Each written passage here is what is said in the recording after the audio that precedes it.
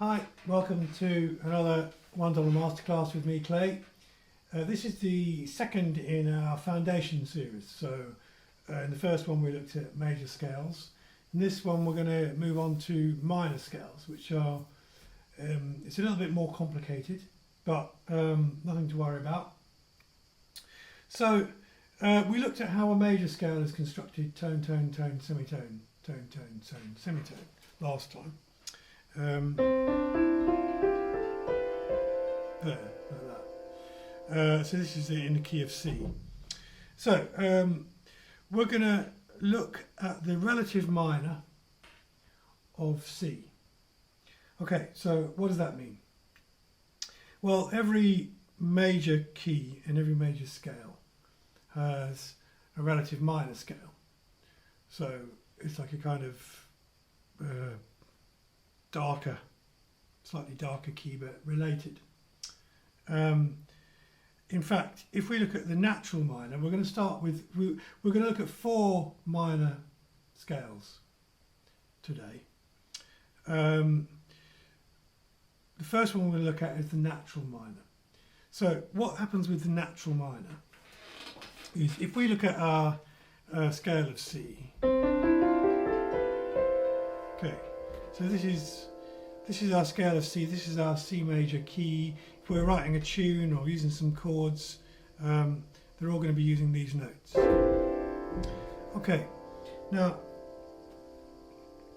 a lot of songs modulate, they change key, and they'll normally go to a key that is pretty close, that shares many notes with the key that they've come from, because the human ear doesn't like to it likes to know where it's going. So if we look at this scale here, the simplest way to move to the relative minor is we basically take this scale and we just move it down to here. So we've got exactly the same notes, but we're starting here instead of here. What that means is that you might remember from the previous video that the most important interval in Western music is the interval of a third between the key we're in, or the scale we're using, and the third note in the sequence. So if we look at C, the third note in the sequence is E. This is a major third. So we've got tone 1, tone 2, tone 3. It's a major third. 3 tones. We count this as tone 1. And we got 1 semitone, 2 semitones. That gives us a tone. And we go up again. 1, 2, 3. Okay, so we've got a tone here, another tone, another tone. 3 whole tones is a major third. Okay, so if we move this scale down to here. Okay, so we're going to begin and end on A on our scale. If we're writing a melody, that might begin and end on A. Okay, so let's look at A, and then the note that's the third note, so 1, 2, 3. Let's look at this. Okay, so we've got a tone, semitone. So it's tone, tone, semitone, not tone, tone, tone. So it's a minor third, smaller. Minor, remember, minor means smaller. That's all it means. Minor is small, major is big. So this gap is smaller than this gap. And if we count it, remember when we count intervals, we count gaps between notes. We count the first note, the last note, and all the notes in between. So let's do that in C. So we've got 1, 2, 3, 4, 5. 5. This is, the gap is 5. I'm going to count 5. Here, 1, 2, 3, 4. It's a minor third. So this is 1, 2, 3, 4, 5, major third. This is a minor third. 1, 2, 3, 4. Okay, so this is minor. So this scale is now going to sound minor, regardless of happens after that, still going to sound minor. So with the natural minor, we basically don't change anything. We just take the same collection of 7 notes, but we just start and finish in a different place down here. That's called the natural minor, or Aeolian mode, we can call it. Let's just stick with the natural minor for now. Okay, so that's our relative minor of C. Now, what happens a lot in Western music is that when we get to chord 5, so here in C, chord 5, this is a major chord, and we can see it's constructed of this, the 5th note, the 7th note, the 2nd note. And the gap between this note is a semitone. 1, 2.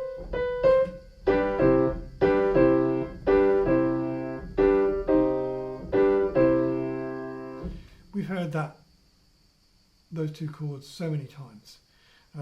It's actually a perfect cadence. We get into that in another tutorial. It's a very powerful interval. It's the way it leads back this little very, very strong. So we've got 1, 2, 3, 4, 5, 6, 7, and the 7th note is just a semitone below, and then we're back to where we started from. Now when we move down to A, we can see the 7th note, it's not a semitone below anymore, it's a tone. 1, 2, 3. It's not as strong, doesn't lead our ear back to A so much. This would.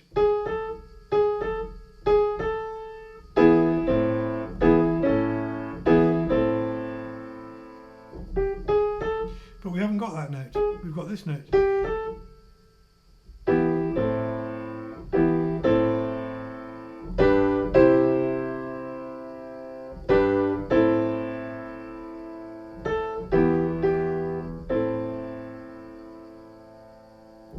That sounds kind of medieval, doesn't it?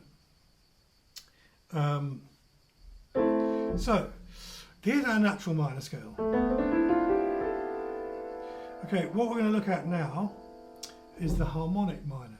Okay, so it's called the harmonic minor because it makes smoother harmony. So what we do is we take our natural minor and we change one note, which is the 7th note.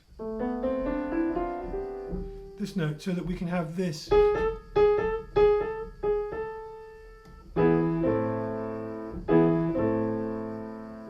So that now gives us our harmonic minor scale. So the scale is this. Sounds quite exotic. It has this. All the minor scales have this in common. They all start like that. Doesn't matter what else happens afterwards. It's the gap between our home note, our key note, which is A in this case, and the note a third above. 1, 2, 3, the 3rd note in the sequence. That stays minor. It has to stay minor, otherwise it won't be a minor scale. So it doesn't matter what notes we play after this. This is going to be a minor scale.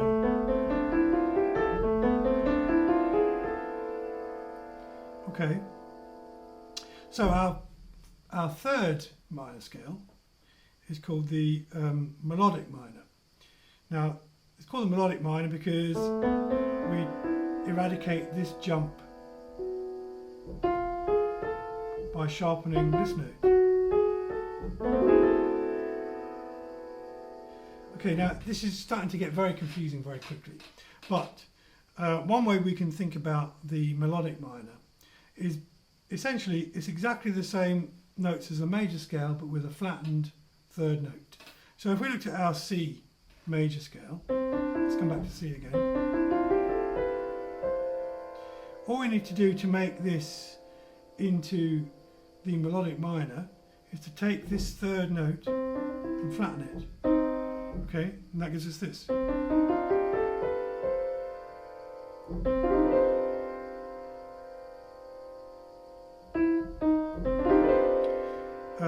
So that's what we've got here.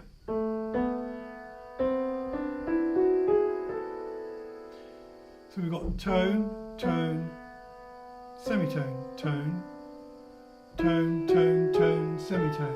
So the last four, tone, tone, tone, semitone, that's just like a major scale.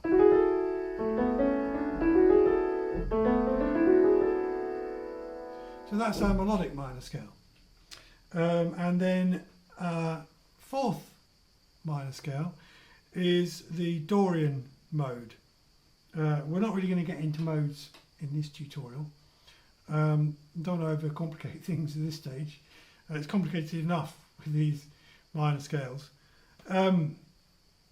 But basically, if we take a major scale, wherever we start is a different mode. So the major scale is actually called the Ionian Mode. We could just call it the major scale. This is called the Aeolian Mode. Just basically we take, instead of starting on C, we use the same notes we start here. If we started on the second, here, this gives us our Dorian sound. It's very nice, used a lot in jazz. Okay, so how do we find that? Okay, well what it is this, if we think of C, if we move up one, but keep the same notes, then that gives us the Dorian mode. Okay, so we're in A minor. So we've got our natural minor, our harmonic minor, our melodic minor, and if we want our Dorian mode, we have to look for the major scale that's a tone below here. And then we start on A. If it's easier, you can just think of it as we take our natural minor and we sharpen our 1, 2, 3, 4, 5, 6. We sharpen that note.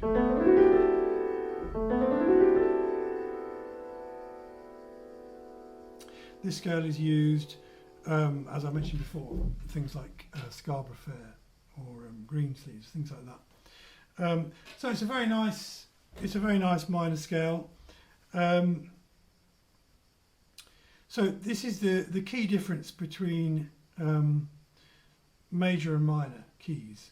With the major key, we only use one scale. With the minor key, we might use different scales, but they'll always have this interval.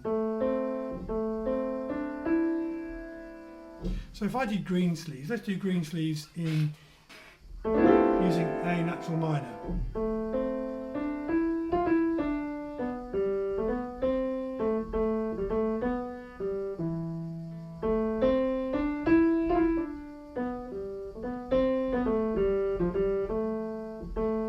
You'll notice at the end, what usually happens is,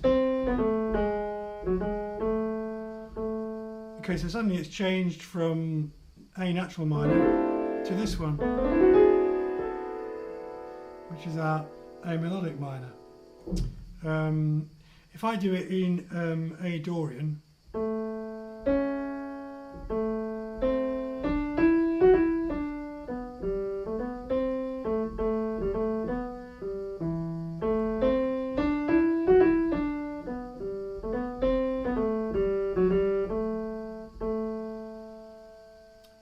worked really well until this last bit.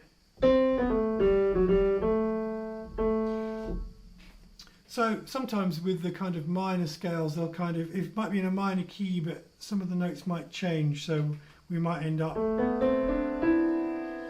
it's usually these last two. Might be that, it might be, it might be, or it might just be. So it's the sixth and the seventh note may change. We'll usually try and keep this, unless we want that kind of Dorian sound.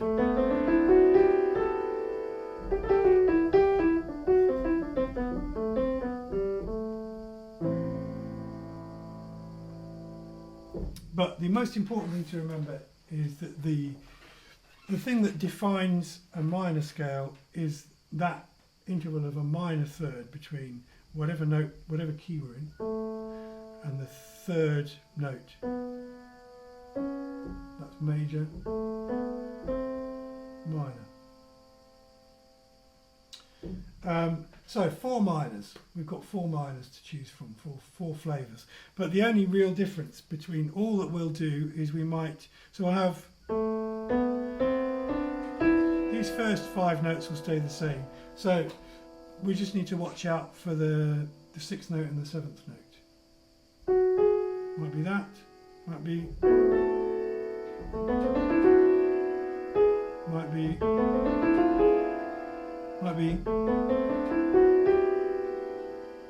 or just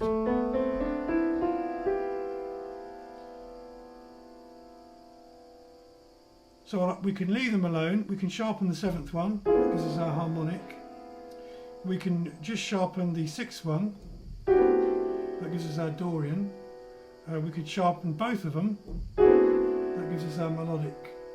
We sharpen neither of them, gives us our natural minor. But these 5 notes stay the same all the time. So it seems a little bit complicated, but it's worth understanding a bit about the minor theory. But in terms of the whole tone, semitone thing for the major scale, I really only ever focus on that for my own benefit. I remember the tone, semitone, and times 2. That's how we find the major scale. Once I know what my major scale is, I can find my relative minor, and I just go down. You can say twiddly dum. That's twiddly dum. 1, 2, 3, 4. So remember, we count the first note, the last note, all the notes in between. Gives us twiddly dum. Make sure you don't miss any notes out. That will give you your relative minor, and then you can either just use exactly the same set of 7 notes as you have for your relative major, or you can tinker around with the 7th and the 6th and the 7th note to give you different flavours of minor. So most songs, if they go to a different key and they go to a minor key, it will be the relative minor. That's where they're going, because it's the closest. If we look at the key of C and the key of A natural minor, there's actually no difference in the 7th in the 7 notes that we're using. But we might do this in order to differentiate between A minor and C major, because otherwise our ear might think we're still in C. We want to let our ear know that no, we're not. We're not in C. We've moved now. We're in A minor. Okay, thanks for watching. I will see you in the next tutorial video.